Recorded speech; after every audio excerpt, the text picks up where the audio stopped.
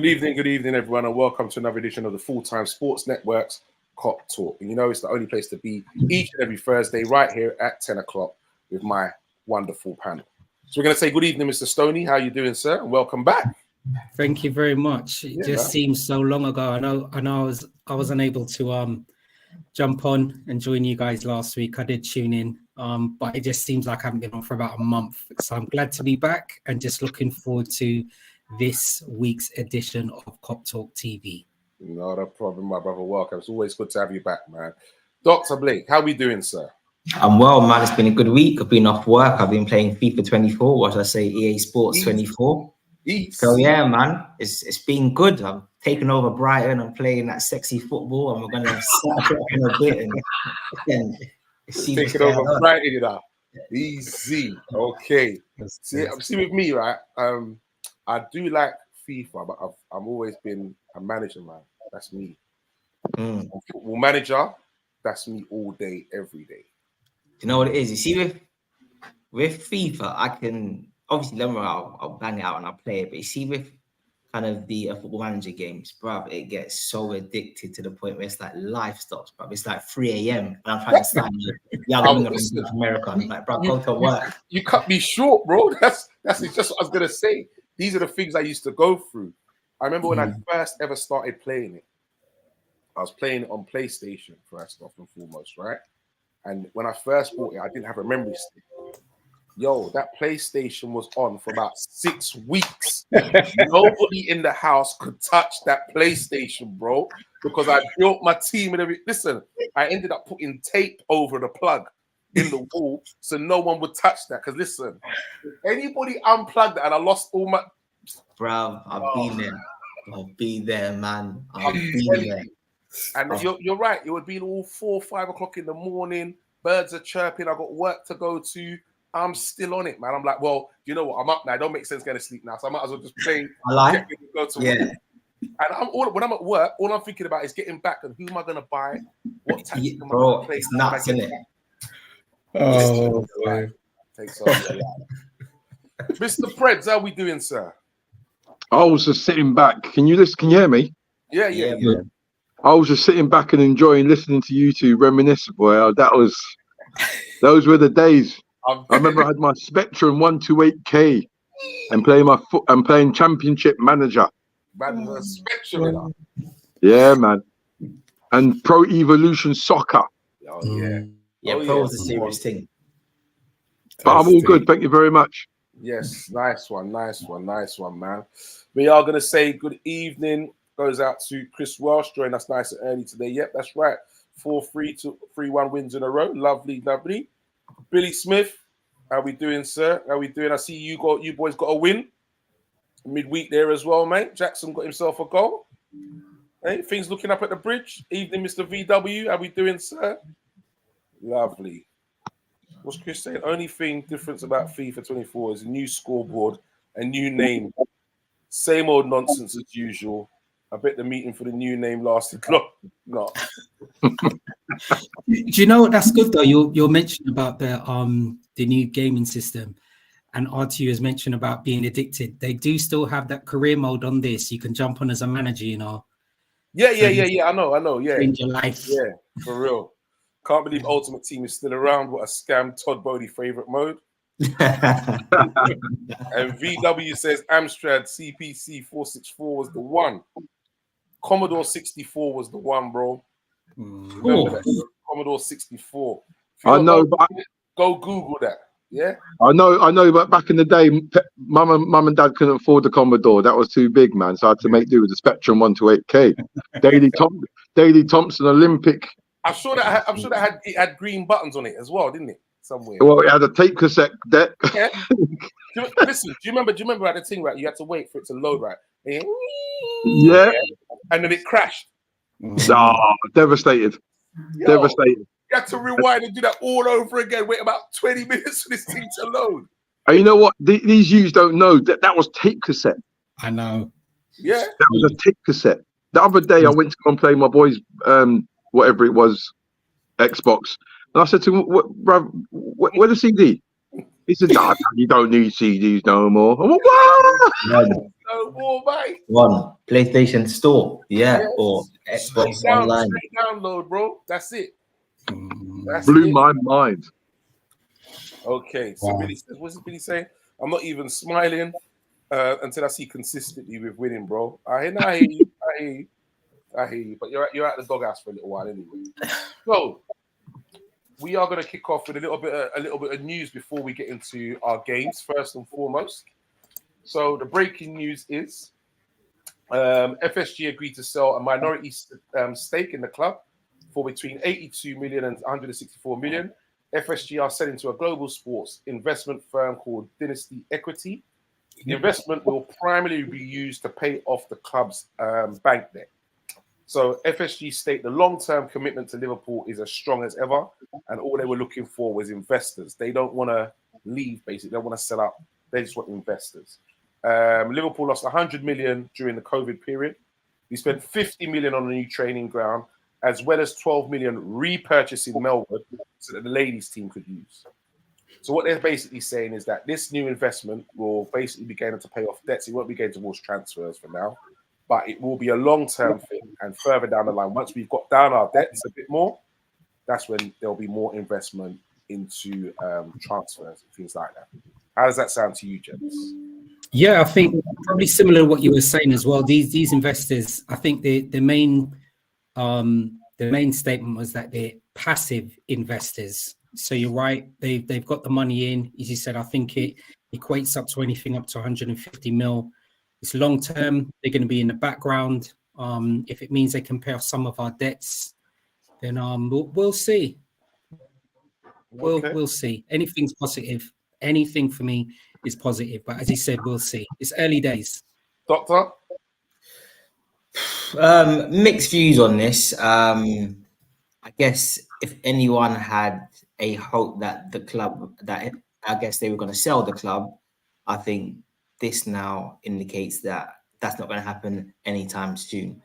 My biggest gripe, and where I became slightly frustrated with FSG, was the refusal for them to pay for the infrastructure investments. Now, under financial fair play, they could have done that from their own pockets, but instead they made the club pay for the training ground, and then obviously then the new stadium upgrade as well. So what that's meant is money from that would be going for the transfer kitty has been needed to pay for those infrastructure investments. So I guess now they've got this, it does in theory mean that more of the club's revenues can go towards Klopp. So from that perspective, it definitely is a good thing.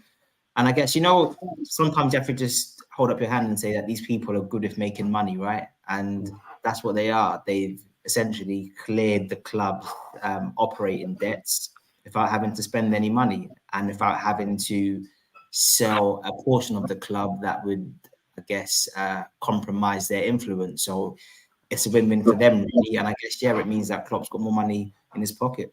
It is, because they definitely said they made sure they say it's a minority stake. Yeah. So definitely, you're still in control. Okay. And Prince. You know what? I haven't got much more to add, because I think, Doc, you just kind of educated me in regards to the business side of things, because I've got to be honest, I'm a football man. And just give me the brown ball and give me the green pitch, and I'm happy as Larry. But when it gets to the business side of things, I don't know too much. I don't advocate to be researching too much, so I listen to my dear Cop Talk colleagues who can then talk and educate me in the business side of things. So look, if everyone's happy, I'm happy. Okay. Yeah. So I guess like the basic rule is, owners can invest any amount they want in anything that is considered infrastructure. So that's training grounds, stadium upgrades, and that doesn't go against financial fair play. So that's why Man City's people revamped that whole area and they like invested heavily into the community. That didn't go against kind of financial fair play. So in theory, what our owners could have done is covered the bills for that themselves, And then it then means that then the club's profits aren't then needing to then pay for the stadium stuff. So that means that then Klopp would have had more money for wages, transfer fees.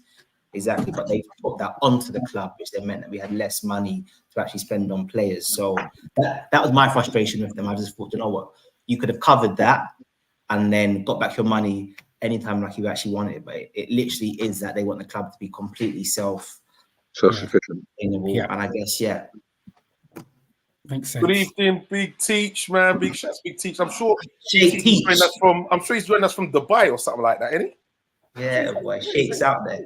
Loving that, man. Yeah. See, KopTalkers International out here. Don't miss about it, man. It's VW saying, yeah, for real. If your computer had a floppy distant time, you were flossing. Yeah, right. Yeah, you ain't wrong, you know. Yeah, listen, them times that's when we was going to shops like it wasn't them shops like now. It was Dixon's and Tandy's. Yeah, you remember Tandy? Yeah. Those are the shops man was running into them time there. Yeah, remember that? Yeah. True. Wait. I'm not old. I just heard about it. That's what it is. I just heard about it. Exactly. My big brother told me. That's all. That's how I know. Yeah, you had one of them points cards, didn't you? Listen, bruv, Dixon's was a vibe, yeah. Like, my mum used to drag me all over London doing like food shopping, clothes shopping. Well, to be fair, it's mainly clothes shopping. So that little 10 minutes I got in Dixon's to walk around and see things I couldn't afford. So listen, I made sure I always had a cassette tape in my pocket. Again, I pushed that in and played that and chose some beeline. Don't mess about, you know. Chris Welsh says action speaks louder than words. That's what he's saying. That's all about the investors. Wait to see the action. And Teach says, I'm outside. Okay. Lovely, jubbly. So next bit of breaking news is, tell me how you feel, gentlemen. The Greek Scouser signs a new contract, new long-term deal as well. How are we feeling about that? Oh, don't all celebrate at once. Well, you know what? In Klopp, I trust, and if Klopp believes that he's worth a new contract and he's going to be, you know, ultimately, how old is he now? 27. He's good age. So ultimately, we should be getting him in his prime. And only time will tell. But I mean, look, if there's another left back out there that we can get who we're not going to have to pay through the roof for, then you know, if it's not fixed, don't break it. Really. Yeah. I think I'm like you, Preds. You got somebody there who understands how we need to play. He's not causing any problems. He understands the deal. I think one thing that we've probably mentioned collectively is having squad players within a certain age range. He's doing that. He's probably on about £2 a week. So we need to be happy. He's not going to be messing up our wage structure. So it is what it is. I'm good with it. Paper round money. Yeah, I'm good with it. It is what it is. Teach ain't good with it. Before we get to Dr. Blake, Teach ain't good with it. He says, what a waste of money. He's the new Mourinho. You're right. But and even with that, Teach, I agree with you. But we probably have to look at the other side. We probably then have to look about sending out additional scouts out there. We probably have to look about signing on fees, agent fees, XYZ. Don't get me wrong. I'm not saying we could not have got a more reasonable package. We could probably have dropped the age as well. But do you know what? I don't have an issue with this one bit. Okay, Doctor, what are you saying about this? Yeah, I don't have an issue, but I guess I'm probably leaning towards Teach a little in a sense that I probably would have either wanted us to sign a better left back to challenge Robbo for that first choice place, or depending on, I guess, how we're going to move the squad forward to sign somebody who could maybe play left-sided centre-back. Maybe like we do that anyway. So who knows? But I think, you know, like the point's been raised already that actually Kostas is a very good player, like in terms of a backup level, and he's very good for the squad. And I guess Klopp's probably lost more leadership than what he wanted to. Clearly, like he needed to lose it. But So maybe he just wants to keep this group together for as long as possible. And I guess Mo loves Costas, and I guess like he's quite a good person for the dressing room. Okay, so Billy, he says Rico Henry is only on 35k a week, whereas Tsimikas is on 50k a week. Make it make sense. It's quite simple, Billy. It doesn't take a lot to tell you that Brentford and Liverpool. That's it. Rico's good though. It's done. Yeah, I'm not disputing that, but I'm saying there's two different clubs. They have two different wage structures. Yeah. Do you understand? Brentford can't be affording to pay everybody them kind of dough. So obviously, it's simple. That's why. You know what I mean? Tsimikas is playing the team that's won Champions Leagues and Premier Leagues. Of course, he's going to be on more money. Goes without saying. And in saying that, I think if Costas was at Brentford, then I think he busted it up. I think he's seen as one of the better left backs in the league. Of course. Like he's got a better left boot than Robbo as well, in my opinion. It's just obviously with Robbo, just an all-round more dynamic player than him. But Costas is a good player, in my opinion. You just would have liked someone to challenge Robbo, but yeah. And as you said, I think the other side of it as well, we probably have to look at it like this, and it's only because you've raised this focus about Tsimikas signing a new deal. It may be somebody that we're looking at, one of our academy players, to come for at some stage. I mean, Luke Chambers was on our bench, wasn't he, recently? We'll mention that because it was something at the end of the show that we're going to speak about as well. But Luke Chambers, he's from our academy. He's left-footed as well. He was on our bench. So it may well be that he has some game time throughout this season. We'll watch this space. Okay, so Chris Wells said his reaction was that he don't have an issue with it. It is what it is. He says, bro, I'm not an accountant. I don't care about the money, and neither do LFC. Adrian and Tsimikas waste. Robbo needs to be challenged.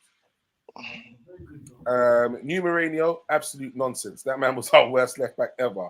If there was a car crash, he was driving that car. That crash, absolutely terrible. Over the moon, he's not here anymore. I take it you don't really like him then, Chris. No? I love Chris Welch's anecdotes, mate. They're absolutely brilliant. Brilliant. Keep them coming, mate. Saying 2.0 means evolution of all aspects. Okay. Big shouts goes out to Mr. R&B. Sorry you can't join us. Don't worry, man. We got you, bro. We know you're here in spirit. You say right now he's out and his internet is crap. Okay, don't worry, man. It's all about dial-up, bro. Don't worry. Mourinho should look for a career that's not football, baby. TikTok model, that TikTok nonsense, he'd be perfect for it. Wow, that's deep. Now, that's deep. That's deep. That's real deep. Funny, but that's deep. That's deep. Where is he at? Villarreal now? Did he not win the Europa League? Did he? Yeah, that's right. They beat Manu? Yeah. Manu. Yeah. Mourinho done a video in the changing room. That's and he had the medal in his hand and he's like singing "You Never Walk Alone." Yes, that's right. Oh no, yeah, he's great character. Great character. But I guess just to clarify, I'm sure he was the backup left back for them as well. So it's levels. You can't go from being our first choice to then being backup at Villarreal. I guess it kind of shows the levels. Yeah. No, I think he played though. Okay, so anyway, gentlemen, weekend gone. Liverpool West Pork 3-1. Let's go around, starting with Stoney. Let's go around, just quickly have a team rating. What's your team rating, Stoney, out of 10 for the team? Oh, listen. A few weeks. I'm giving it an 8.5. A few weeks ago, Tabrice on the show, he actually said something. It's directly at me, and Tabrice said, "Stoney, are you ever happy?" And you know what? He actually made me think, because I had to watch back a couple of the shows. You know what? I'm miserable, you know. I have to be careful. Tabrice was so right. I actually love Liverpool, but I always seem so miserable. So you know what? I was happy with the performance. 8.5. I know we're going to go back, and I know we're going to dissect what made me happy from this West Ham game. Most definitely. Okay, Doctor. Gonna say a 6.5. Oh, okay. 6.5 Reds? Firstly, Stoney, don't listen to what Tabri says, mate. There's nothing wrong with you. All right? Nothing wrong with you. Your entertainment levels were through the roof. Okay? So let's just listen to the viewers. Let's listen to the viewers, Dave. Don't change it. If it's not broken, don't fix it, mate. And second of all, I'll give Liverpool a team rating of 8. Okay. 8.5, 8, and 6.5. Okay. All right. Now I think it's time we need to do a bit of dissecting now and see what's going on. So, Stoney, why have you given it 8.5? 8.5. I think I was actually happy that one, we managed to retain our home performances at Anfield. So we played against West Ham. We managed to get another win. I think the last time we actually lost at home was against Real Madrid in, I think it was February 21st. Wow, it's on a tube. Isn't it? Well, apologies. I'm bringing all this noise for this ruckus. Apologies. He's South London. All right. Apologies. Hey, can't you see how far Talk reaches? We're even on the street. We're even on the streets. No, that's just London people for you, bro. You got a podcast and your man's on road. getting beat by curb crawlers. What kind of thing is that, bro? Oh, good. That's brilliant. Jesus Christ. Anyway, Stoney, as you were saying, you're 8.5. So my 8.5 was based on we were still able to not lose at Anfield, and that back to February. So I was really happy with that. Klopp managed to play the same midfield that I'm still beginning to like, with McAllister playing the 6. I think Curtis Jones had a good game. Dominic had another good game. Mo had a good game. And you know what? Boy, I might have to be starting to eat a little humble pie here. I'm still going to be, you know what I'm going to say? My humble pie is going to be eaten from the palm of my hands. I have no cutlery. Okay, so I'm just going to say there's a certain Mr. Gomez that had a good game. I didn't hear that. Say that again, sorry. I said Gomez had a good game. Here is my humble pie right here. Okay, so yeah. No, Stoney. Keep running him, bruv. Keep running him. Listen, I will keep running him. He had a good game. He had a good game. But the more you run him, the better he gets. He must be listening. It was a good performance from Cody Gakpo. Jota's finish. Oh, goodness. Yeah. All-round performance by everybody. Combinated 8.5 for me. Okay. So, Doctor. Yeah. You say 6.5. I did say 6.5. And I think I agree with it with all that's been said so far. I think for me, where I'm going a bit lower this week is I didn't like the start. And watching it, I'm trying to work out, is this a technical issue? Is it a tactical thing? Is it a mindset thing? It's probably a combination of all of that. But I'm partially marking it down for the start.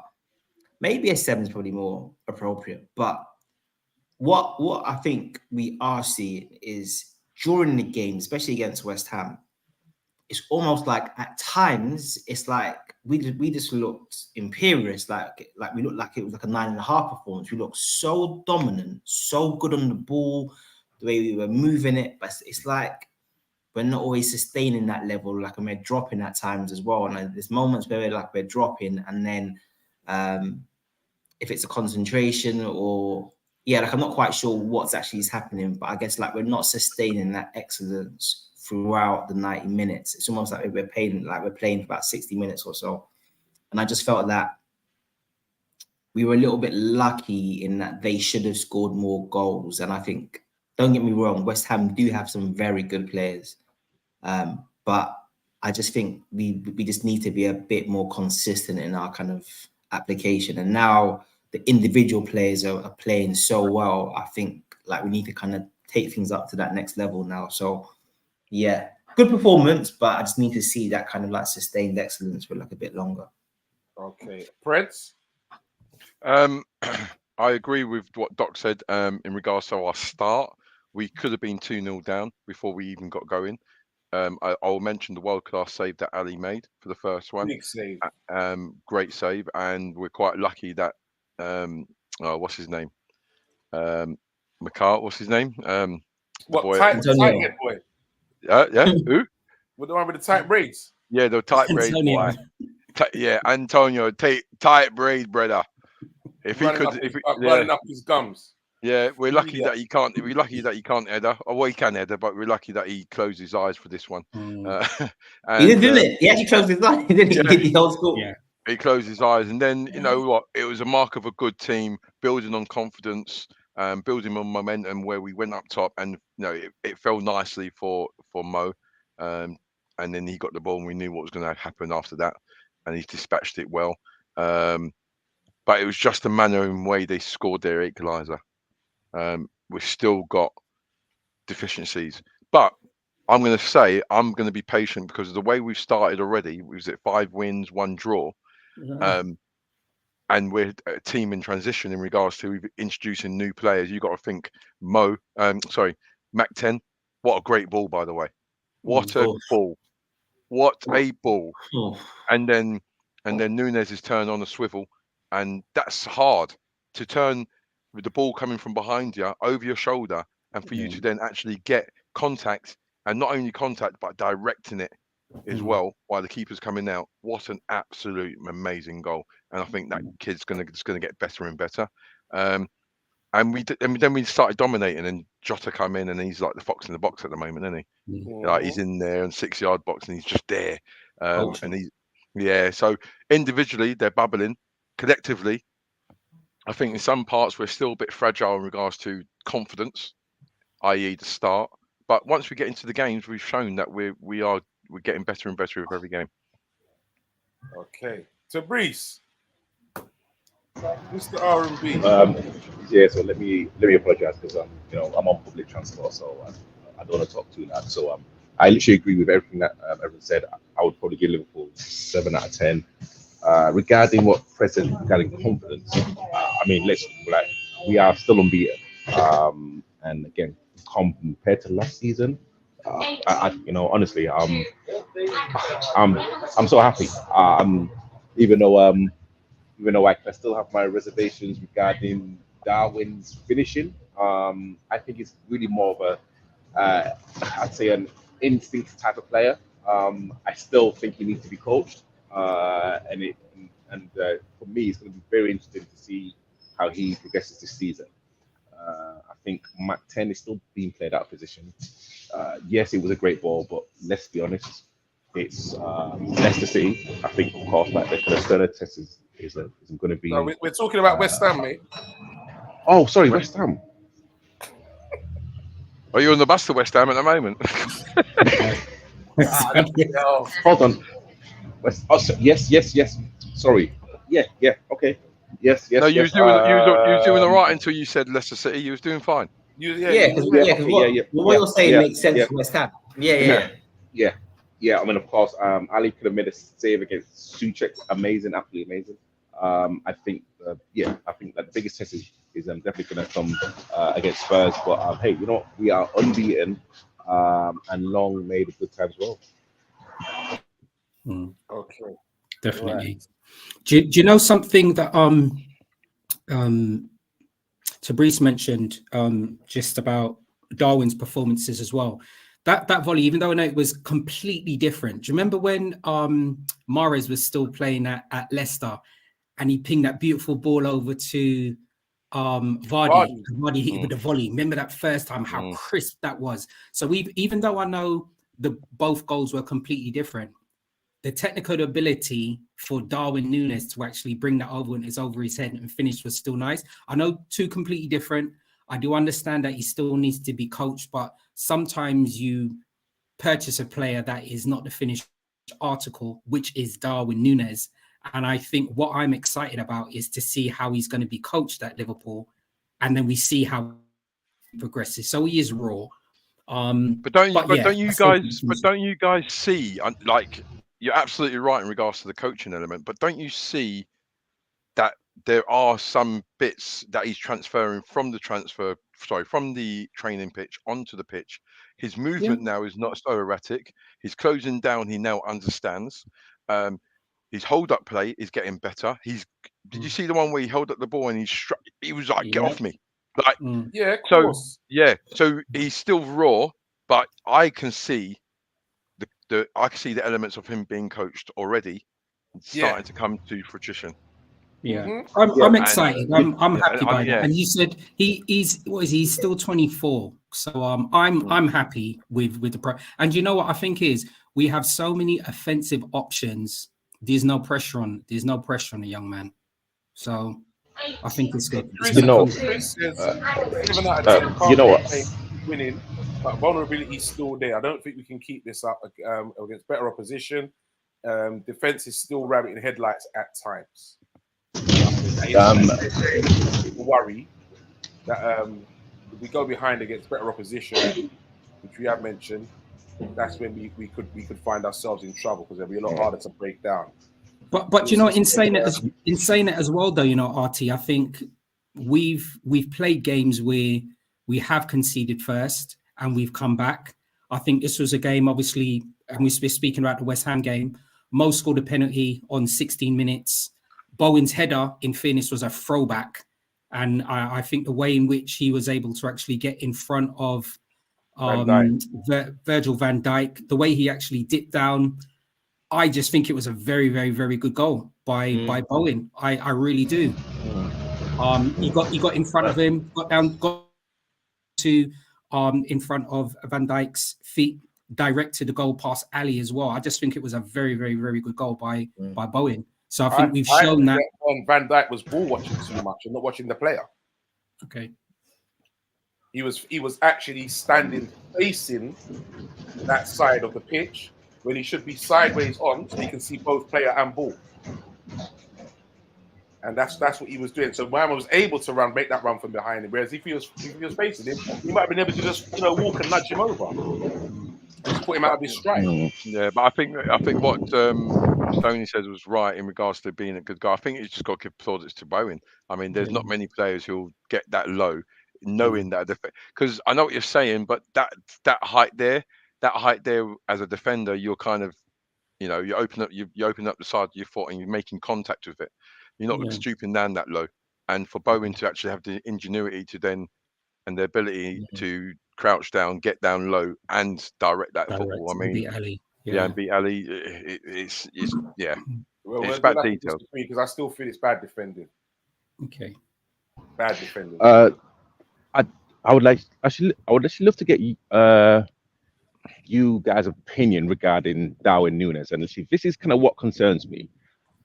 Yes, we have kind of literally talked about his movement and literally what is transferred from a training ground onto a pitch. But can you guys name me a player, Liverpool or no matter what club that they've played who's been erratic in front of goal and has actually improved their goal finishing? Because you've either got it or you don't. When we kind of literally looking at the kind of top tier strikers, that's what comes naturally to them. I don't know of a player that's come to any club with erratic finishing and has improved and literally has actually become legends at that particular club.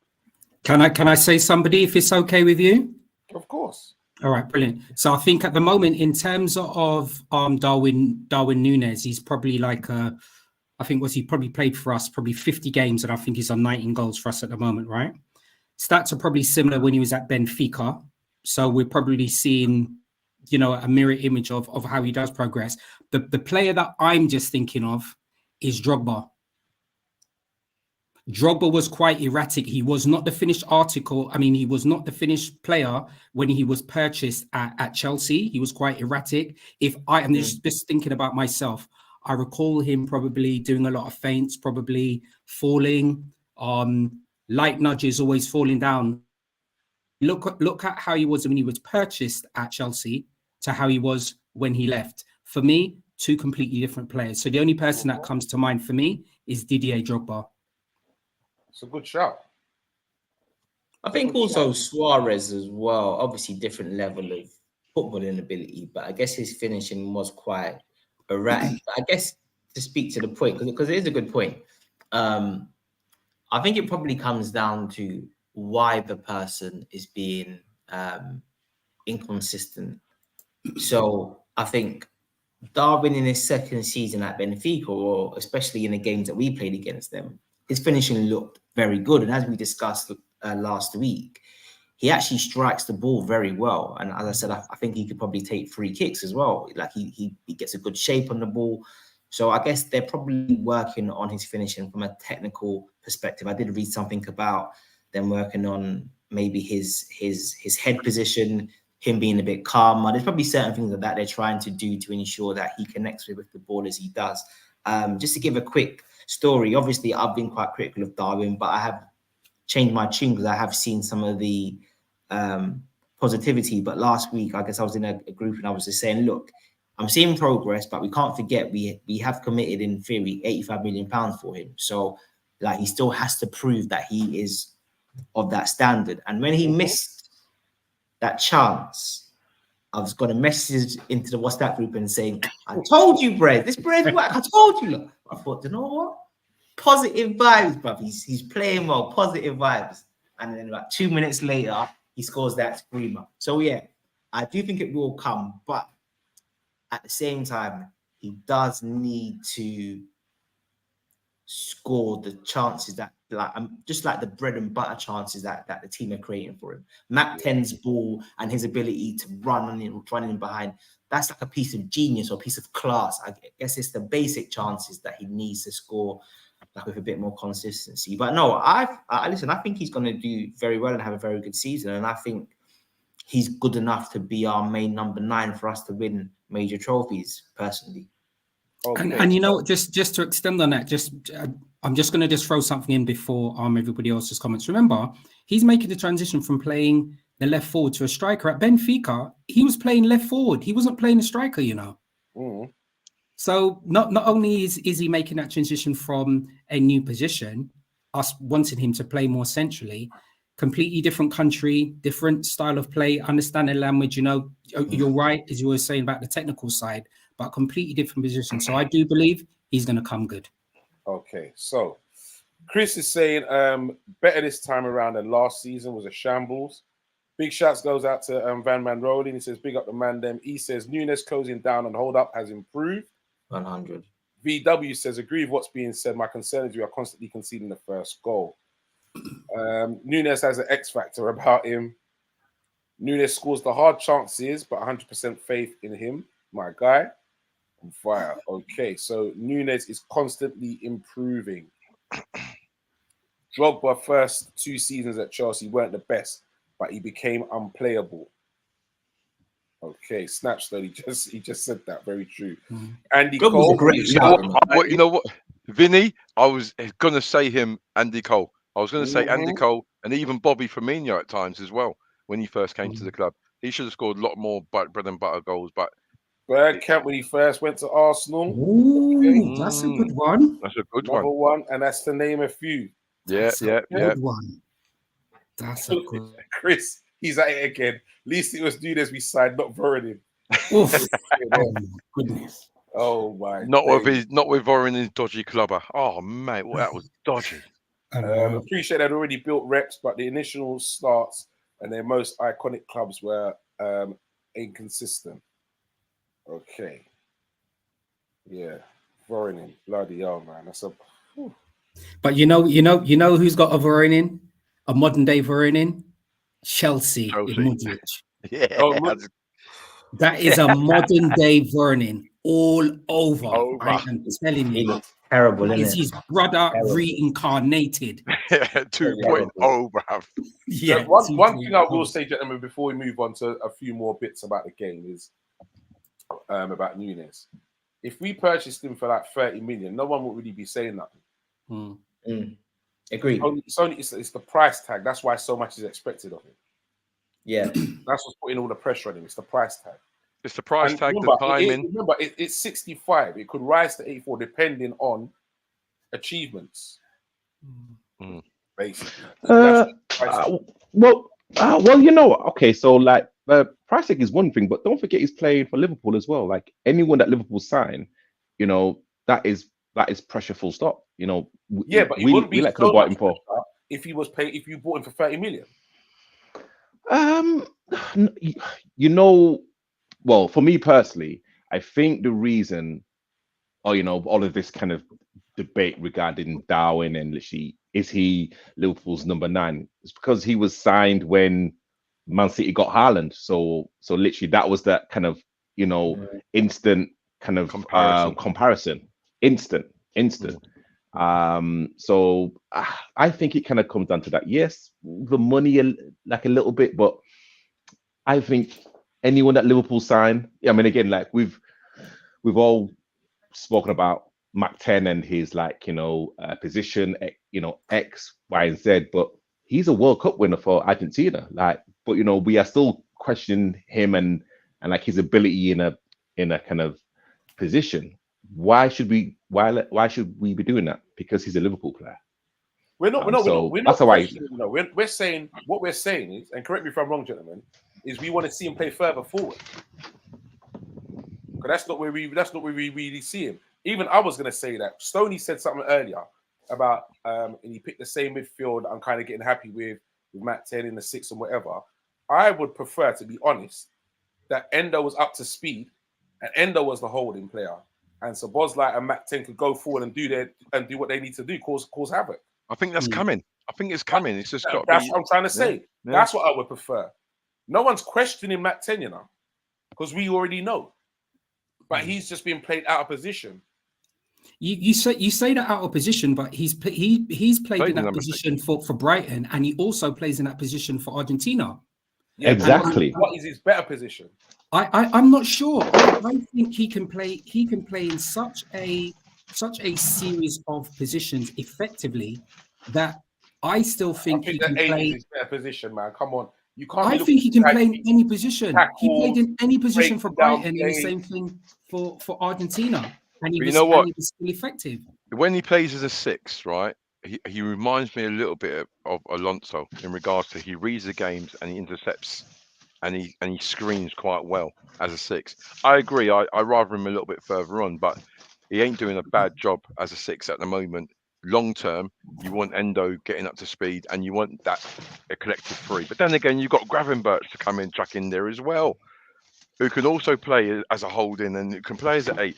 We are actually quite blessed in the fact that we have got players who are actually very adaptable in any midfield position you put them in. You know, you got to remember back when we had the Fab 3 in the midfield. You know, Fabinho sometimes went forward, and then when Fabinho weren't playing, Wijnaldum would sit and be the 6, and then Henderson will do it. So I think it's a case of like we're blessed with players who are very adaptable within our system. And you know, go on. No, I apologize. I'm going to wait. You go ahead, sir. No. I was just going to say, I think I'm a bit with Artie on the Mac 10 one in that I do seriously rate him, and I can see that the coaching staff probably think that his ability with the ball is probably a net gain or a net positive in comparison to what maybe Endo can do defensively right now. So they're going to go with Mac 10 until Endo shows a certain level. And obviously, the goal for Darwin kind of proves what you get when you play someone like him 6. And I think although he can play 6, I feel even with Brighton, he was playing 6 next to Caicedo. Like there was a ball winner in the team doing that. Right. And I think we saw against West Ham, especially with the save that Alisson made. I can't remember the guy who took the header. I can't remember what his name was. Suchet, that's the one. Yeah. That Antonio was bullying that right-hand side, and that's what kind of led to the chance. We couldn't get him off, and I just thought there was moments against West Ham where we needed someone with a bit more physicality in that area, personally doing that.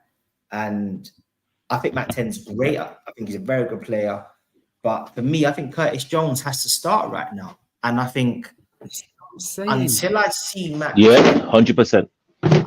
Until I see Matt 10 show some different kind of levels, if Endo starts to 6, I put Matt 10 on the bench right now, personally. For me, Curtis Jones has to start.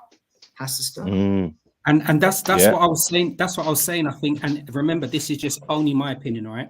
I think Artie originally asked for our ratings for the game against West Ham, and I gave an 8.5. One of the things I was happy about was that same midfield, and it just goes back to, I think we've mentioned on previous shows, and I know we mentioned it last season, about it will be interesting to see if Curtis Jones was able to have a run of games and show a level of consistency.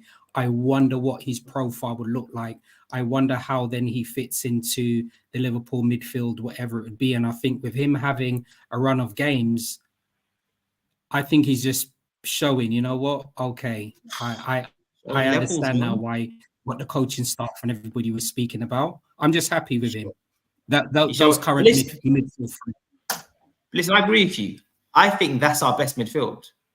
But then I think that probably speaks to a hole in our recruitment, in that we don't have a stronger option for the 6. Endo looks solid, but we don't have what we might consider to be a top draw person in that role. Because I guess I see Matt 10 a bit similar to, say, like a Gundogan, who can play 6, but he's not Rodri levels. So yes, you can play him in that role, but there's a better player for that position.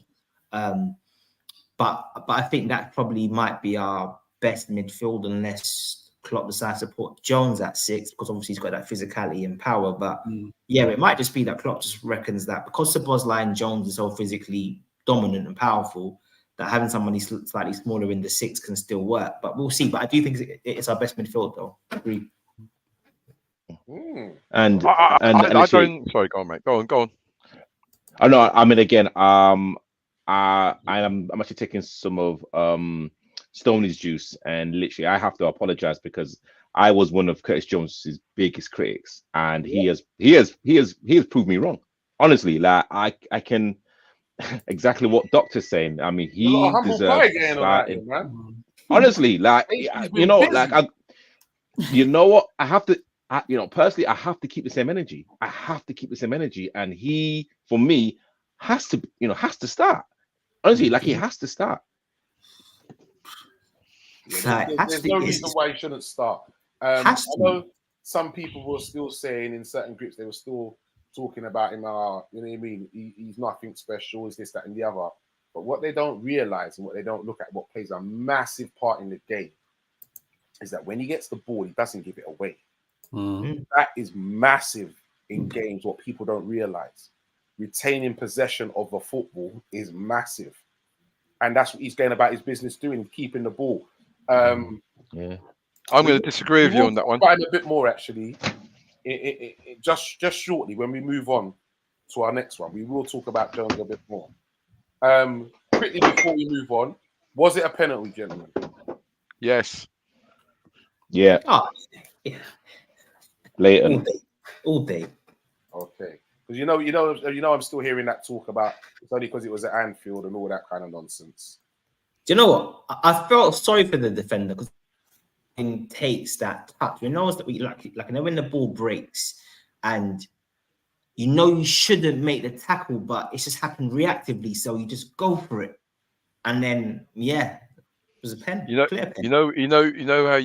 How I kind of knew it was a pen, just by looking at the reaction from the West Ham defender. Yeah. Just look at his reaction. He didn't even query it. He just looked at the ground, and for me, he couldn't do anything about it. He couldn't get away. And Salah's been very clever, very cute, knew exactly. So brilliant. So that's 3-1. We had 22 shots, 7 on target, 64% possession. Dominant. And we had nearly double the amount of passes than what they had as well in that game. Yeah, because you got Szoboszlai like bop. You got Mac 10 was doing it. Curtis Jones was doing it. Like the ball just keeps moving. It's all it is. It's just that we're still in some areas we're still quite young and still quite naive, and it's those balls will start to come. Like Curtis Jones was picking up some wonderful thingy, but on Curtis Jones quickly, he lost the ball a couple of times. He did lose a few times. I'm not going to be critical because everyone's going to lose footballs, lose a pass. What I was impressed with was when Jones lost the ball and he just went hunting for the ball to get it back. To go and get it back. He just went, and then you can see him when the ball got transferred over to the other side. You can see him blowing. You know what I mean? But that's what we want to see. We want to see, look, you've misplaced the pass. You go and get it. If you can go and affect it to go and get it back, brilliant. And I just love that attitude. Yeah, he's happy because they beat Newcastle and Man City yesterday. Well done. Listen, do you know what I'm really happy with? And it's, as you said, even with that, welcome to the show, Geordie. I think the brilliant thing as well, like what Artie was going to mention as well. This is Kop Talk, but it's amazing that we have supporters and fans and people that appreciate their other clubs are tuning in. So, Geordie, welcome to the show. Spread the word about Kop Talk to your fellow Geordies. Remind them to like, share, and subscribe.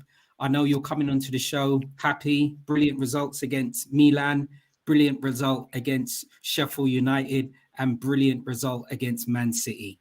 But we're not going to apologise for Nunez's late strike. Big shouts goes out to Anfield Dad as well. The thing about Curtis Jones that people first time on the show. Nice to have you listening ears. Chris says, I've been proven wrong on some of our players too. I was almost proven wrong, believe it or not, when the NHS hospital bed model and biggest waste of time, Naby Keita was playing a few games in a row. Lucky hell. Chris is can I say something about Curtis Jones as well that people kind of sleep on? Is that he's our longest serving player right now. Yeah. Like he has survived like the Klopp clear out and he's still here. He is our longest serving player. So actually we have to put respect on his name. Like especially when we called him a stripper. Yeah. Very true that. You have to remember. That was KV. But you know what? KV could be right. KV. He could still be earning his night money, you know. Yeah, with a bottle of baby oil. That's okay, so that's another one out of the way. 3-1 mentality monsters. We're on this team. We move on to midweek, Carabao Cup, and I must say, I was very, very happy that the players got a rest, and that Klopp decided to say, "Yeah, you know what? You lot go out there, and you lot have a game, and you me give these boys a rest." But once again, gentlemen, before you blink, freaking hell, we're 1-0 down again. But I was never worried. Yeah.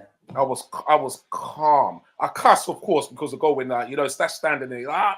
But it's like, child, don't worry, man. Don't worry. Listen, even my daughter said, I said, listen, don't worry. She listen. She got a microphone and came to me and said, "So, Dad, what's really going to happen for Liverpool then?" With this I said, listen, don't worry. We got this. You know what I mean? It's just time. It's a little error, and we'll be back. We're going to come back and we're going to win this game. She came back later on after she'd been playing upstairs. Came back later with my dad. And so my dad said, and look, he was right. Look at the score. It was too funny, man. It was too funny. So, gentlemen, your ratings, please, for Liverpool versus Leicester. Stoney. This is another 8.5 for me.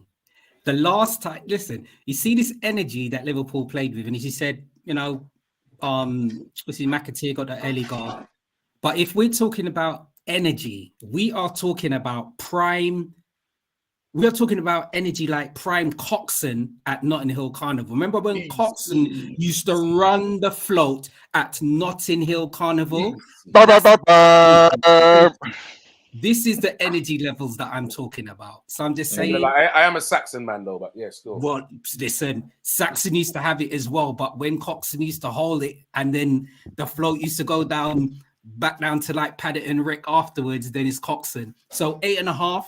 and I'll elaborate on afterwards. Okay, Doctor. Yeah, agreed. Like we've just got energy is the word. Energy. I'd say 8. Yeah, it's just a wicked vibe about the place right now. Okay, Preds. Personally, your daughter's going to be absolutely horrified of your impression of her. She's going to be absolutely horrified. You know what? Because it was a Carling Cup and his EFL Cup, whatever it was. All right, I'm going to give them a 9. Oh, flipping it. Wow. Big scores. Wow. All right. Mr. R&B. 7.5. And again, I might be a little bit controversial here, Artie, but I will probably talk about it later. Okay. Chris is saying 8 out of 10. Chris says he was at the game last night as well. His first game at Anfield for 2 years.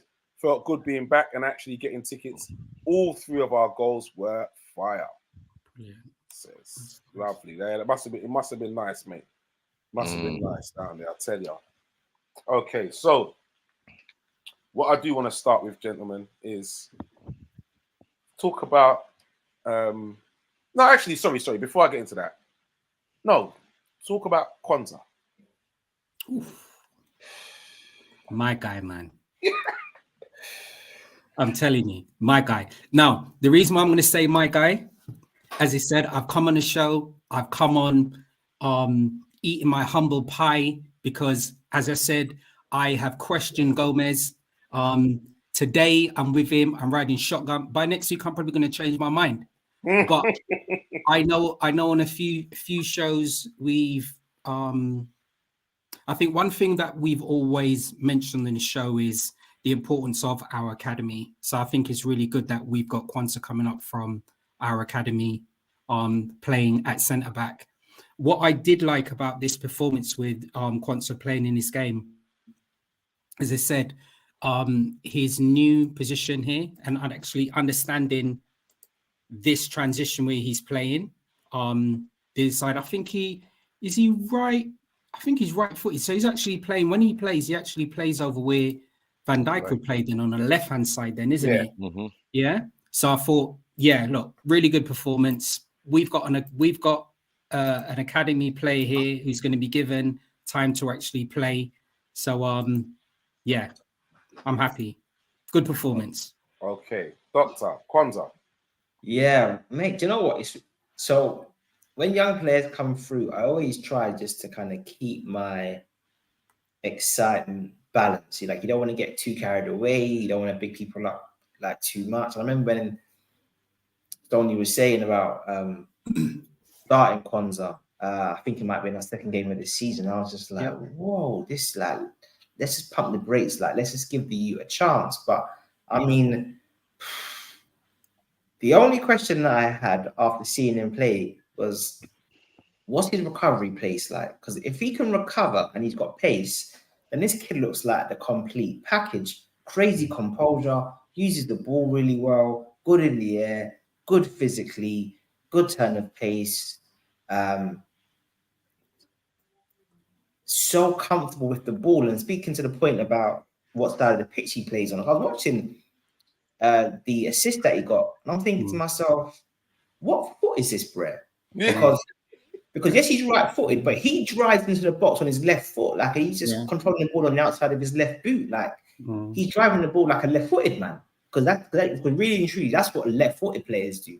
Like a right-footed player brings it on their right side, drives in. He's taking outside of the boot left foot. I'm thinking to myself, let me not get too carried away here, but this shoot looks a bit mad. I can't even lie.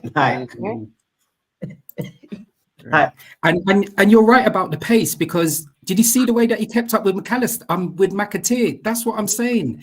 McAteer, the forward was rapid, and if you're thinking about fast centre backs, him and Konate there, that's speed there, you know. Listen. I think we've got to get carried away, man. I know I saw a tweet from Jamie Carragher who basically said that I think Kwanzaa was in the same age bracket as Carragher's son. I think, and obviously, I think he's been at the club since he was like 8, right? So, boy, maybe this is why we didn't go too hard on the centre back because the youth's looking dope. The youth is looking dope. Like, most definitely. Preds. If you listen, regardless of age, if he's good enough to play the boy, and he's come in a situation where we're actually in a good place as a collective team, we're in a good place. Good time to come in. Yeah, it's a very good time to come in. And the game he played against, he's come in but he started on against Leicester. And in answer to your question regarding that pace, he definitely has that pace because he's got those long legs, but the strides in 2 or 3 strides, he's on that person. If you see who played up front for Leicester, what's his name? Iheanacho. When there was a ball got played through, Iheanacho should by rights be getting that ball first, right? Konze, he's come across with pace, and then he's actually ahead of him, and he's slid and took the ball away from him. And the way he makes up ground is very impressive for a young lad. And like you said, he's got the composure, and he looks look on his face. He looks serious. Like look on his face. That's full of concentration. But then to be a young lad with that concentration, but then still have the ability and the belief and the composure to play amongst his peers, very impressive stuff. And just to jump on the bandwagon even more, sorry about this, but yeah, I got carried away. It happens. The games he's come, so I agree in that he's come into the team at a very good place because the team's got this fighting spirit, like the harmonies there. You can see like it's a happy dressing room. But in terms of game states, he's coming in difficult moments. Newcastle away was a difficult game. Like the reality is we've had to change 2 centre backs in that game because obviously then Matt, I think obviously Van Dijk gets sent off and then Matt then comes off with fatigue, I think. Yeah. So 10 men changing 2 centre backs, and it's like he's playing with his younger brother, just crazy composure. And going back to his speed, what he does have is that speed control in that he can accelerate and decelerate very easily because you know when some man sprint too much and they can't slow down a striker, then feint and they run past and they lose their foot in a bit. He just seems to always be in control of his body and the way he positions himself to kind of take the ball. Listen, I'm fully carried away. I'd like, sign him up. Like, Rio Ferdinand, like sign him up. I actually echo what like everyone said, and again, sometimes, well, not sometimes, we have to remember that the players that he's learning from, Van Dijk, Trent, you know what I'm saying? Like these are elite players that have literally won everything at club football. So imagine that education right there. That is gold. And I was kind of thinking, should we load him out? But nah, like Van Dijk, Trent, that is like the best education that you will ever have as a defender. And regarding my kind of controversial statement, and again, RE, please correct me if I'm wrong. And also panel, when we kind of conceded that the first goal against Leicester, and you kind of said that you wasn't really worried about it. Subconsciously, does anyone actually care about the League Cup? I mean, personally, again, like, no. do we kind of want to go deep into this competition because we've actually been in this situation before where we've like gone for everything and look what's happened. And again, for me personally, and again, I don't want to be disrespectful to the competition, but I think we have to. Well, no. We have to be playing youngsters. I don't want none of our first team or even fringe players remotely close to that playing because, again, we have bigger fish to fry. But I think you're going to find that it's going to be. I think the squad is very nicely balanced in regards to age, experience, and ability. And I think, like how many youngsters did we start yesterday? But then you got to remember what team is actually the same from the start of the game. Teams are always changed. Teams are always different at the end of the game. So to have the ability to have young potential players using the EFL Cup games to obviously as experience, but then we've also got a trickle of experienced players like we saw last night, where we say, right, you know what, you youngsters, you've done well, you've got to a point, right, let's carry you over the line, let's get some experienced players. And the experienced players, if you know it, if you effectively, they're only playing 20 minutes. So Botchley played 20 minutes. Yeah, about 20 minutes, yeah. You know, like, so I get what you're saying, Therese, and I honestly do. But I think if you're in the competition, you've got to go and aim to win it. Yeah, and I think just to extend on that as well, I'm probably similar to Preds. I think that I want Liverpool to use the EFL Cup similar to how we're playing our fixture in the European fixture as well. So I think for us, this is giving us an opportunity to see what's the young guy that played for us up front? Ben Doak. Ben Doak, yeah. So it's a good opportunity for us to see how Ben Doak's going to play for us. It's a good opportunity for us to see Stefan coming back from injury. It's a good opportunity for us to see Luke Chambers play this game. So at the beginning of the game, RT mentioned about Tsimikas signing a new contract for us, left back. It's a good opportunity for us to look Chambers play, who's come up from our academy, play at left back for us. It's a good opportunity for us to see Curtis Jones now captaining the team. It's a good opportunity for us to see Harvey Elliott playing good in midfield. It's a good opportunity for us to see I do apologize, the midfielder now that we bought from Bayern Munich. Gravenberch, who's young as well. He's 21. It's a good opportunity for us to actually see him actually play as well. So for us, for me, let's use this EFL Cup to be as important for us playing in the Europa League as well. We know what we want. We want the league and we're going for it anyway. Chris Welsh says, Konza's been great so far, in my opinion. He was on loan at League One Bristol Rovers last season. Massive step up for him this season. Thank you. And if you think of it, look when Reece James was out on loan down at Wigan. Look how good that actually was good for Reece James when he was in midfield there at Wigan. He got player of the season there, came back for Chelsea, hit the floor running. So he got sent out to Bristol. He got sent out for the Bristol Rovers for one reason only: the physicality. If you can handle League One football, the physicality, the talent and ability always rises to the top. But if you can't match it with that ability to handle yourself physically in those kind of situations, and you can see that he's using that and transferring his experience from Bristol Rovers onto the pitch, because you can see he didn't get roughed up against Leicester, and he was playing against an inexperienced Premiership player who's played for Man City, won trophies, scored goals. So, it's refreshing to see. Chris is a killer, I tell you. Chris, he kills me. Luckily, Conte was not playing alongside the disaster brothers at the back, Lovren and Sarko. Huge sigh of relief for the young lad.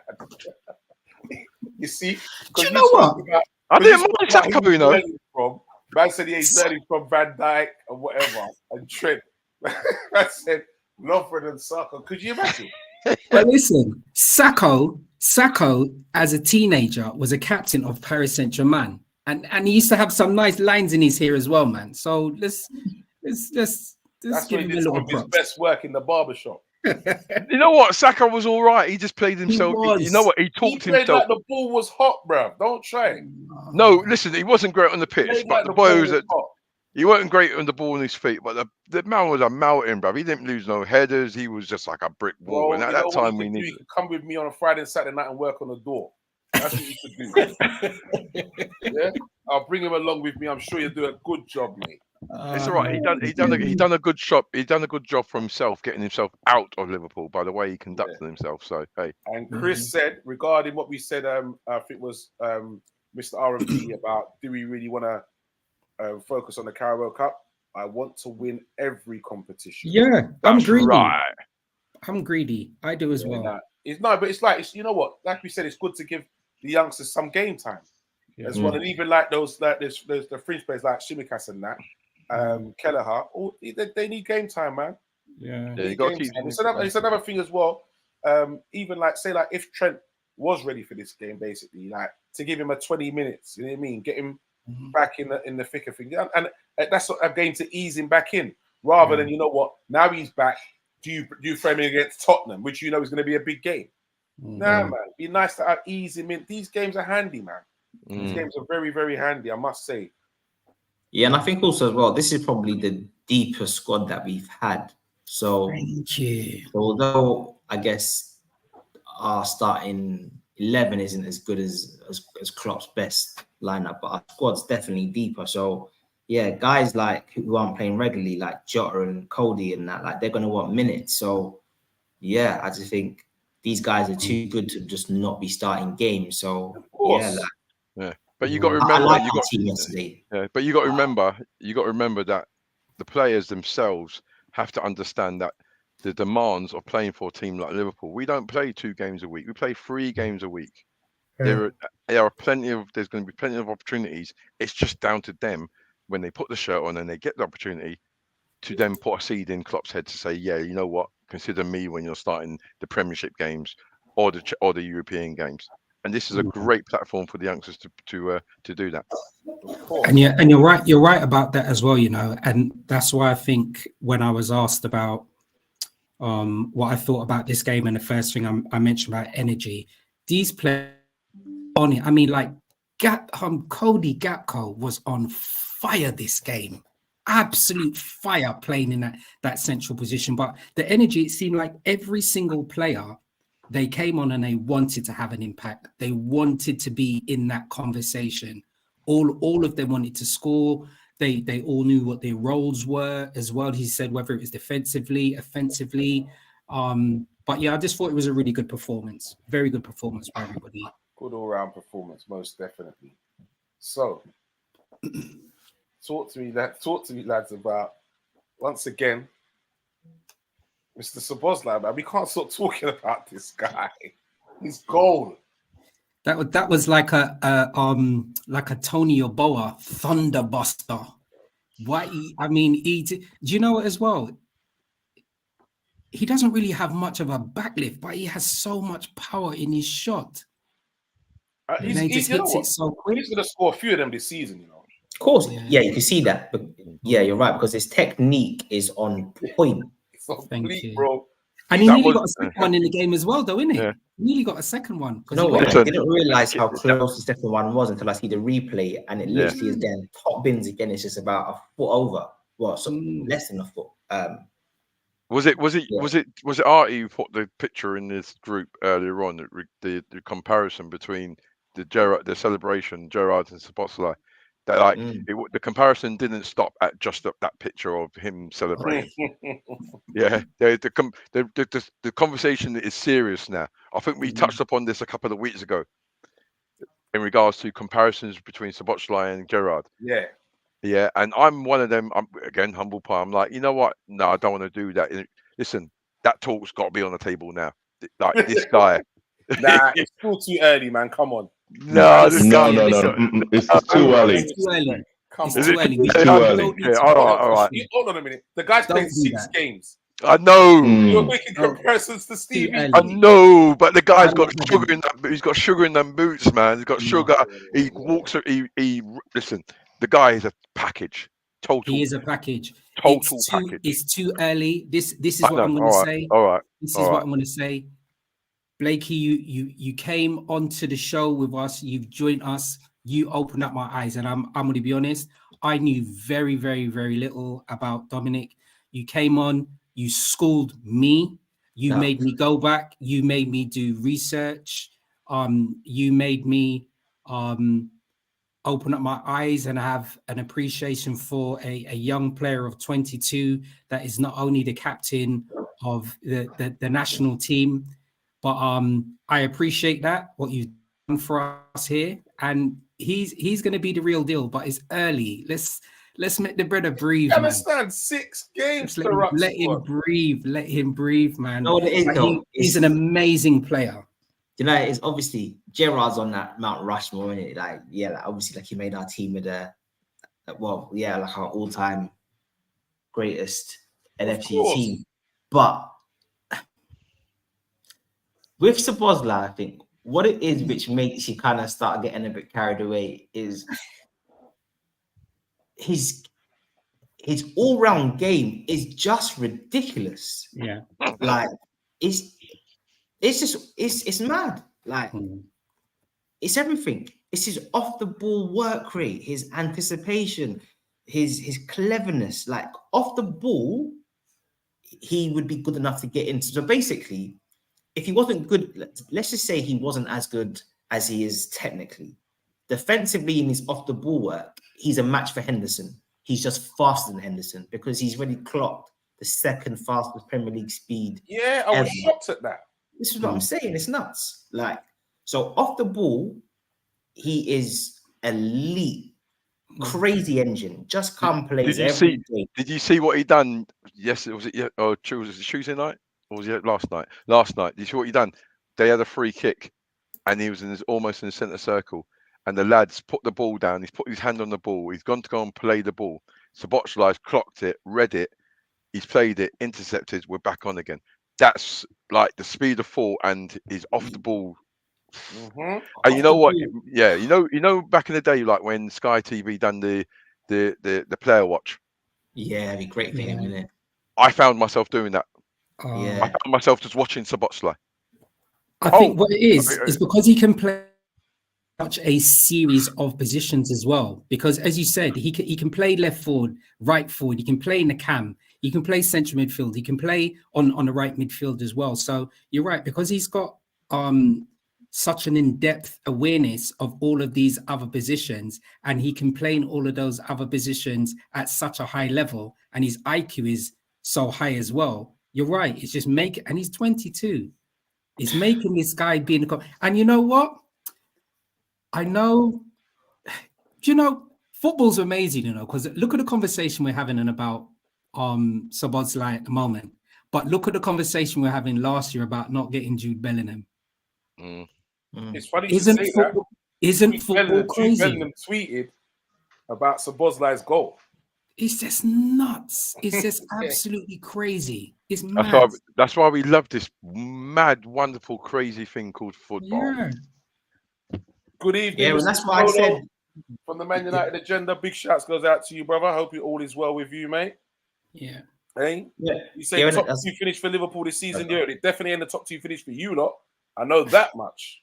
That much I do know. Yeah.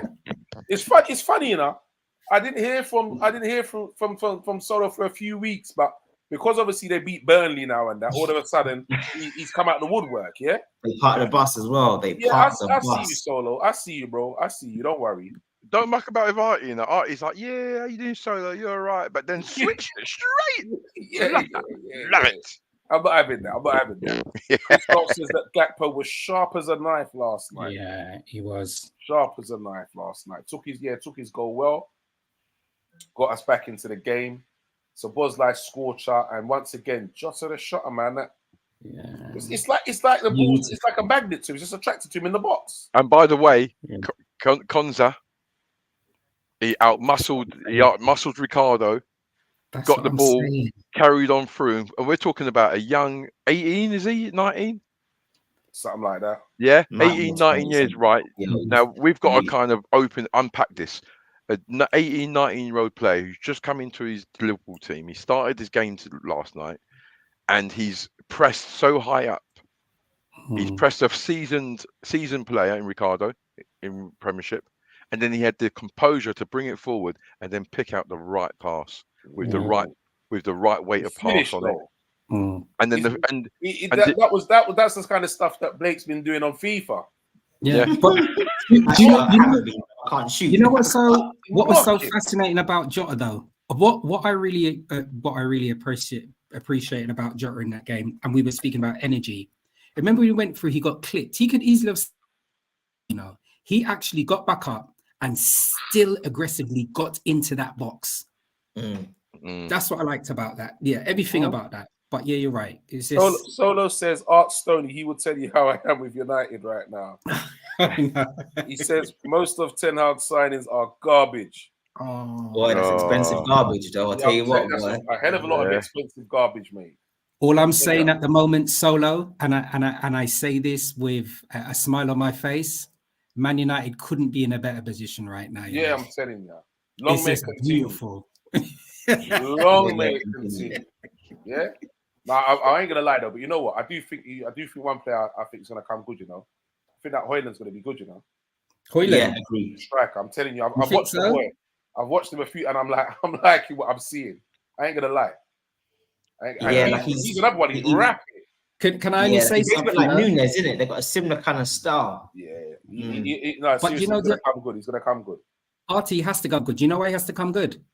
How much goals he scored for Atalanta? I'm sure it was only 2, you know. So even if he scores 3 goals this season for Man United, he'll come good. Nah, do you know what? It's true. Like, I think he's got like 9 goals still. Like, come on. I've got to be honest. 13. I think it's got to be honest. With Man United, I'm more interested in the drama behind the scenes. Will Sancho apologise? Will he? Won't he? Won't he? Will he? Won't he? In next week's. They say that Sancho to be replaced by Chiesa. That's the talk. Man United. So who's going to replace Anthony? That's a serious All they guy, keep though. doing is buying these expensive players.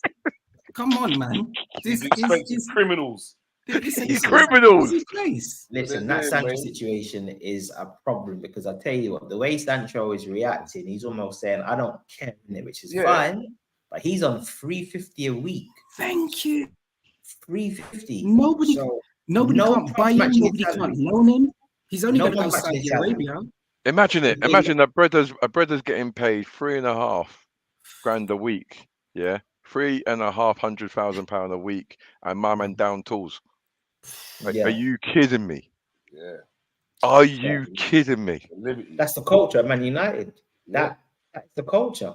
That's the culture.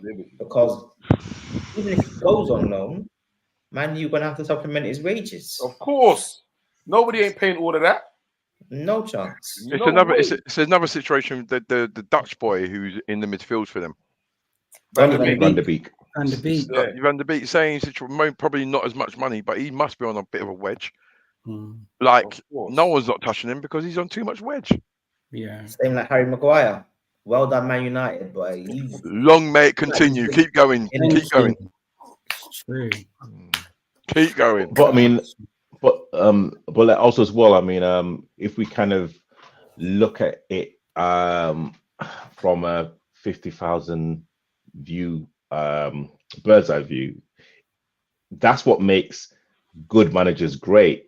Because again, like, let's not forget, it was Ten Hag that publicly said something about Sancho, and you know, for like me, that's the reason why so many people love Klopp, because he would never out a player, no matter what's kind of going on behind the scenes. So it's, you know, it's kind of very, very, very telling that that United are kind of the way they are because of Ten Hag's man management. Good. But you know what though? But you know what? On that quickly on that one there, if the Klopp doesn't need to do that because he has the dressing room, he's got that discipline. You know, Ten Hag is coming in and he has to establish that discipline. And I don't have a problem with a manager coming out and saying he weren't good enough in training. He was late for team meetings. That's the wrong attitude. So for that reason, he's not in my team. I don't mind a manager doing that.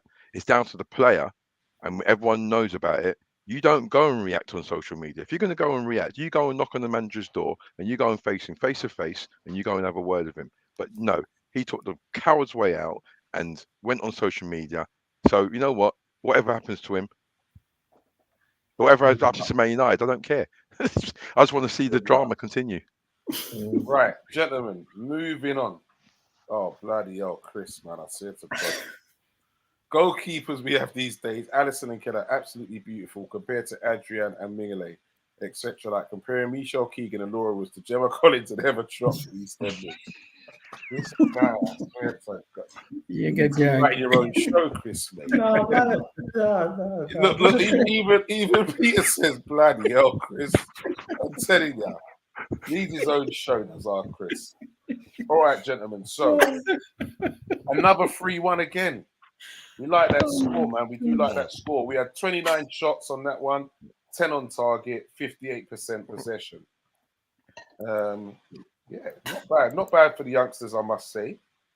But quickly before we move on from this one, last question on this one. Do you think we still would have managed to get that win without bringing on Szoboszlai and Nunes and that? Do you think we could have still done it? Yes. I just don't think it looks as good when we have the same kind of authority and dominance. But I think we still would have won the game simply because of just how dangerous our forwards were. Okay. All right. So, gentlemen, let's talk about now a real test that we've got coming up. I must say, I do like the manager. Seems to have given them a newfound belief, new way of playing. They equipped themselves well and done very well, very resilient against Arsenal. What's it looking like, gentlemen? Liverpool, Spurs? I'll tell you what it's looking like. I ain't got no concerns. Yes, Tottenham are playing completely different underneath the new manager. Impressive, I must say. I think they purchased some players. They've got. It's really nice to see Sarr and Basuma playing really well. I think that's really good as well. Listen, the last time Tottenham, all Tottenham ever do when they play against us is huff and puff. The last time they beat us was in 2017, and that's when they had prime Dele Alli. Nothing ain't happening there. When we go to the lane, it ain't nothing. That Tottenham stadium and everything, they're into racing cars and NFL. Don't be worried by this. We are going to Tottenham. Wow. Racing and we're coming back with and concerts. Don't be worrying about that. Don't be one bit. See, okay. I told you, Sony, don't change, bro. No, but hold on. Sony, before I move on to Dr. Blake, before I move on, this is what we're talking about, though. It's a different Tottenham now. But it doesn't matter. They got a different mentality now, bro. No, all they have is a new manager. It's still Tottenham. 2017, brother. That's the last time. And that's at that. And we're talking about up the lane, you know. Because remember, they don't do nothing when they come up to Anfield. Don't be what. Nothing ain't happening. We're going down there and collecting those 3 points. They didn't just end us in the league, and that's where he's going to remain. They're going to remain right there in their place. That was a good result for us anyway, that, Joe. That was a good result. 2 points dropped by both teams as far as I was concerned. Doctor. Yeah, I've been impressed with Spurs. 100. I just think the new manager seems to have something about him, that kind of man of the people kind of vibe, like down to earth, humble, knows ball, and I just think they always struggle against Arsenal. Arsenal were on top and they just carried on playing their football. Maddison makes that mistake. None of the players are shouting at him. Goalkeeper's not shouting. He just holds his hand up and they just carry on. And I guess, I think they're going to have a very good season. I almost think Tottenham and then obviously Brighton will almost define how our season is going to go. I know it sounds a bit big, but I think if we take 6 points on the next 2 games, I think we are certified title challengers, certified, and a strong one at that. I think Spurs will pose a big test, but it seems like we are determined to win by 3-1. So there you go, 3-1. Okay, Prince. Yeah, I think this is going to be a bit of a humdinger. I think it's going to be one of those NBA basketball type games. It's just going to be open. Yeah, it's going to be open. It's going to be free flowing, and I've got to be honest. I might have to make sure that on Saturday night I have some sort of calming influence next to me because I think my blood pressure is going to go through the roof. Do you know what I would recommend, Prince? Rivers. Do you know what I'd recommend? Rivers, mate. Rivers. Nah. He's gone. Sparkling water, mint and cucumber. We saw what happened last time you did that, mate. We saw what happened last time you did that. Hey, stay far from that, bro. Don't do it. Whatever you do, don't do it. Hey, listen, don't worry. I've got my marbles about me, mate, and I'm not touching that, mate. Chris says I reckon Sturdy should do a bet or a forfeit if he's that confident. Listen, Chris, I know you're new to the show. Artie has been the host for so long. He will tell you, I am not a betting man. The last time that I decided to bet, I had to make sure I had Artie's account details on speed dial. I lost very quickly, and I made a very swift transaction to Artie. Yeah, Lovely, Mr. R&B, Tottenham. Yeah. You know what? Tottenham are a different proposition this season, and I think with the manager, I think what's his name? Is it Ange? And Or yeah, something Ange they like Postecoglou, call him. Yeah. He kind of has that likability. He literally looks like your next door neighbor. Like like there's no, you know what I'm saying? Like he is what he is. I remember he had a press conference and he was talking about football, but like Benny was like, you know what? It's only football. Like there's so many other things that are going on in the world. Why are people bothered about this, that, and the other? And I'm like, you know what? This is literally what we need in the Premiership. A couple of seasons ago, I certainly believe that they would have lost against Burnley and Arsenal. But hey, Maddison has kind of come on leaps and bounds. Defensively, they look a lot stronger. However, we're in good form. Well, you know what I mean. You know what I'm saying. There's kind of no favorites now at Spurs. You are now playing for the shirt, and again, selling Harry Kane has probably been the best. Well, we are looking at half a dozen games. Like it's still early, but it looks like that was probably like the best decision. So fair play to Daniel Levy. However, Liverpool are in great form. Tottenham, Liverpool, there's always drama. I still remember the 4-4 when Victor Wanyama got a screamer. That was just unbelievable. So yeah, I can definitely think there's going to be goals in it. I think there's going to be 5 goals, and I think it's going to be 4-1 Liverpool. Wow, 4-1. Damn. Yeah. 4-1. Okay. I'm loving the positivity out there, gentlemen. I'm loving the positivity. Chris is saying he reckons 2-2 is his prediction.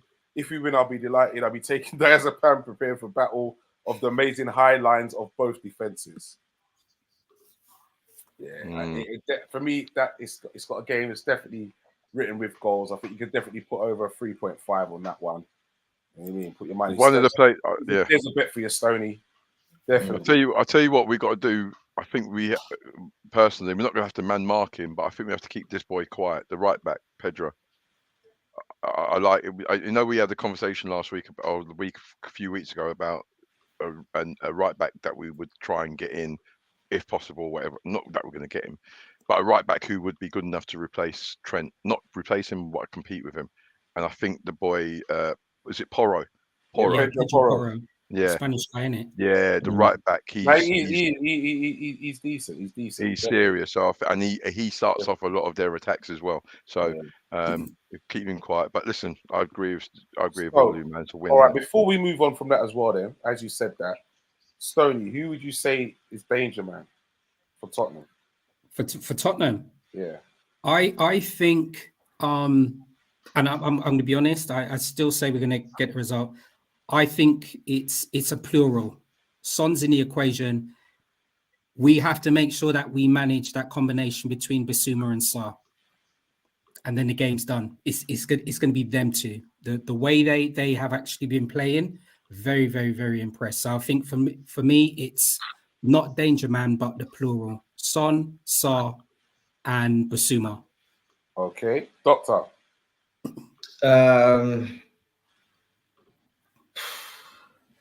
Yeah, I agree with that still. I'd add Maddison in there, especially if his passing ability in transitions as well. And if we do get caught, then he will be able to pick someone out. But yeah, I think it'd be intriguing to see. I think it'd be our midfield against their midfield. I think if we win that battle in midfield, then I think the game's ours. So yeah, I'd probably say Maddison. Okay, Big Chris says Bissouma. Big shouts goes out to Football Talk Podcast. Let's big up the panel. And Mr. R&B, who's the danger for Tottenham? I think you guys have said it, but like also as well, I've been hearing that at Spurs home ground now it's rocking now, so we have to keep the crowd quiet. We have to silence them, which is going to be hard because again, Basuma, Sarr, they literally love a tackle. They kind of equally have like the same amount of energy as like in like midfield anyway. But no, I think if we can keep the crowd quiet, we will actually win this game. And again, 4-1 for me. I think you lot are sleeping on one player, man. I'm surprised I've not heard one of you not mention him, man. And I think this season he's found back his form again. When he first came there, he was dangerous on loan. Then he kind of dropped off a bit, but now this season he's found back his form, man. Kulishevsky, man. Good player. I'm telling you, you have to watch that boy. We have to be on our P's and Q's. You know what I mean? We have to watch that boy. It'll be a very interesting game. I'm looking forward to that, I must say. Definitely looking forward to that. Okay, so so you said 4-1, yeah? Mr. R&B said 4-1. Yes, 4-1. Big score, you know. It's confident, boy. Doctor says 3-1. 3. R&B says 4-1. What say you, Stoney? I haven't got a result, unfortunately. I'm just saying that we're going to win. So I haven't got. I listen. If I predict it's going to rain, it's going to be the hottest day on earth in England. So boy, you just need to get up every day and do that, yeah. Every day for the rest of your life, just get up and predict it's going to rain. You're my favorite, bro. I tell you, Freds. Yeah, I'm going on the same vibe as Stoney, man. Just a win. But I know it's going to be an NBA. You know what? No, I'm not going to go on the same vibe. Out. No, you're right. You're absolutely. You know what? You're absolutely right, Gaffer. You're absolutely right. So what I'm going to do is I'm going to say that it's going to be a 3-1 to Liverpool. Okay. Best score in the world right now, man. Best score. 3-1. You see that study. You see what Chris is saying about you. Chris is right though. Chris, you're speaking the truth. I got small predictions because I never get them right. I know when I said we're gonna win, but the results. Listen, I would be the bookie's best friend if I was a betting man. I'm telling you all the time. Okay, so last two games, I must say a 6-2. We're looking good. Do remember, people, it's all about Kop Talk each and every Thursday right here on YouTube, man. Big shouts to the Full-Time Sports Network crew. Look out for our other sister channels as well. It's been a blast, peoples, man. I must say, Sony, it's always better, man. Pleasure having you back, my brother. Cool, thank you, sir. Thank you very much. Doctor, thank you very much, my brother. Playing FIFA when I come off there, man. Yeah. You might have to send me your password, man. I get you to play my son. He's a FIFA Dan still. Give me a few weeks. Give me a few weeks, man. Oh, okay. You endo, bro. You endo. Need a few weeks. Fabinho, I'm starting slow, but I'm gonna put down some world-class levels still because I'm getting some my brother. Man. Always a pleasure, man. Always a pleasure, bro. Always. Mr. R&B. Thank you for allowing me to speak my truth, man. Thank you. Yeah. Tell you these South London brothers, man. I tell you. Really, I tell you. I'm gonna have to call him in the office in the morning. Don't worry, and have a word with him. No. You know what I mean? All right, my peoples. We will definitely say good night, God bless, and thanks very much for having us. Let's get on Football Manager now.